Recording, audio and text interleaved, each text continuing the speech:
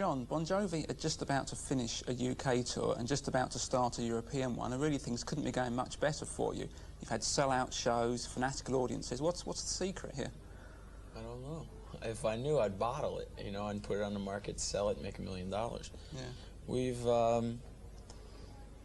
just been doing what we do for 3 years, and it's grown, but it hasn't changed, you know, if that makes any sense. We just tried to be the band that we were when we first started, and although you get better because you keep doing it over and over again, you don't seem to change your attitude, you know. It's still that let's go get 'em kind of a attitude every day before the house lights go out, you know. It's just that now we can do the hour and a half or 2 hours, or, you know. Well, that formula hasn't only worked in Europe, it's also been very successful in America, where you've had a #1 album recently. I think the single is going to be going to #1. Yeah, it's #1 You now. Give Love a Bad Name is #1 as well. And the Slippery When Wet album was a #1 album there too. What does it feel like to know that at a certain point, Bon Jovi was, and probably is at the moment, the #1 rock act in America? How does that feel?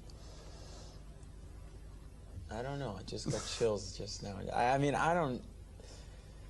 we're not the kind of guys that, like, get real crazy about believing that stuff, you know, because you really have to go out there with the attitude that every day is your first day playing.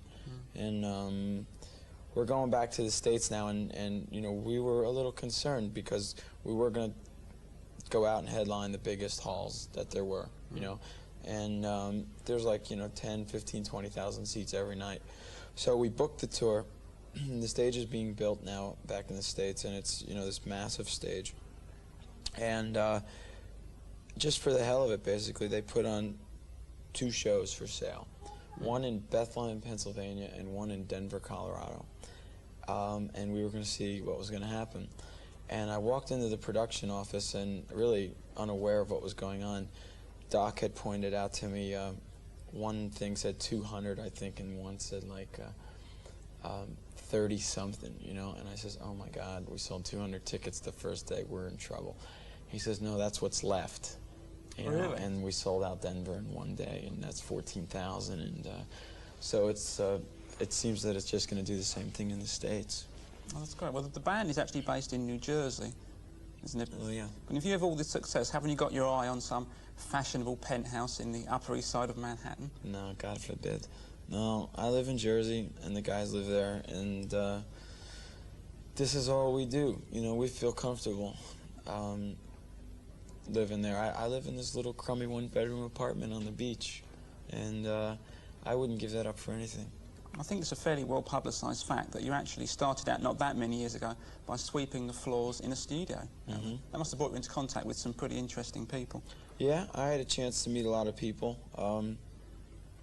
People who, you know, you've looked up to, and you buy their records, and then, you know, then when you have the chance to meet them in person, you find that, you know, the bigger the star, the nicer the person. Is it true you actually met Mick Jagger at this point? Yeah, absolutely. Did you save him from some photographers or something? There was a story, yeah. I had a band together at the time. None of these guys were in it, and we were getting out of a taxi cab at the same time. It seemed that him and Charlie Watts, and they were getting out of a limousine, and I think Keith was inside. And they were all inside, if best of my recollection. Anyhow, we were getting out of this taxi. They're getting out of the limo. I'm paying the guy, you know, scraping our money together. And I see all these flash bulbs go off, and it really caught me by surprise because it was nighttime, and it was just around the death of Lennon, so it was like, you know, late 1980, you know. We grabbed this photographer and shook him, and his camera drops to the ground, and he's going, Mick, let me get pictures of the Stones. And Mick was trying to keep it real hush that he was in the studio with the Stones doing that last record. And ends up, to make a long story short, Mick grabbed us and he said, yeah, this is the new Rolling Stones, you know, you want pictures, I'll give them to you right here. And then we all went inside and laughed it off, and Charlie Watts held the door open and says, oh, right this way, boys, you know, and it was pretty hip. Well, we can take a look at the new Rolling Stones now, Bon Jovi. And this is your latest video, and this is Living on a Prayer. Jon, the band is called Bon Jovi, and you're the front man. Did you ever consider becoming a solo recording artist, or did you always want to be part of a band? I wanted this to always be a band. It was the song Runaway that really started it all. That's a track on your first album. On the first album, yeah. It triggered the whole thing. But that was basically because of that hometown record. It was like a radio compilation of local artists. And when it broke nationally, it was by a guy named Jon Bon Jovi. There was no band, there was no manager, there wasn't anything at the time. So with the national recognition of that song, to put a band together and call it, you know, the Shoes or something, you know, would have thrown people off that had played Runaway to thinking that, oh, this new band, oh yeah, well, they just covered that song, you know. And I didn't want that. I wanted, you know, to be known as a songwriter. So how did I combat that? I didn't want to be a solo artist. We just decided, let's call it Bon Jovi, and nobody seemed to have any problem with that. So your actual name is Bon Jovi, isn't it? No, it's pronounced Bon Jovi. It's just the phonetics in Italian. The GI is the J sound. Right. You know? So you are of Italian descent. Yeah. Can you make a good lasagna then? No. You can probably eat one. Boil though. water. Yeah, right. I can eat one. I'm expert at eating one as well. So where did you find the other members of the band? Were they just local in New Jersey? Yeah, everybody lives right around each other. And without knowing each other, we knew of, you know, and I had seen Alec play in Phantom's Opera, which was a huge club band in Jersey. That's Alec Jon Such, the bass player. Alec Jon Such, yeah. Right. And he was playing also in an original group with Richie Sambora.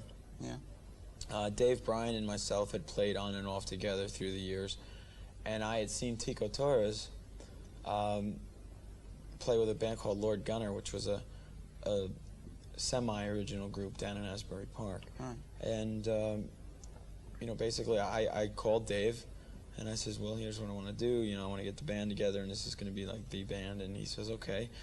He quit school, and I saw Alec and told Dave about him, and he agreed. And I talked to Al, and he knew that, you know, the cover band circuit really didn't have a future. So he came on and recommended Tico. Right. And he initially got the meeting together with T. And it was snowing like hell one day, and I was supposed to meet with him. And I knew that if I didn't, you know, I'd be delaying the process. So I drove there in like this blizzard, you know, and he thought I was crazy enough to come there. He might as well really consider it. And he quit the Knockouts, you know, make a long story short. He was with Frankie and the Knockouts. He was with the Knockouts at the time, and they, you know, had a few albums out, and he'd just gotten off the road. And he went back to the garage again, you know. And we started playing out like that, and then a few months later, Richie Sambora was in the audience, and came backstage and said he wanted to be in the band.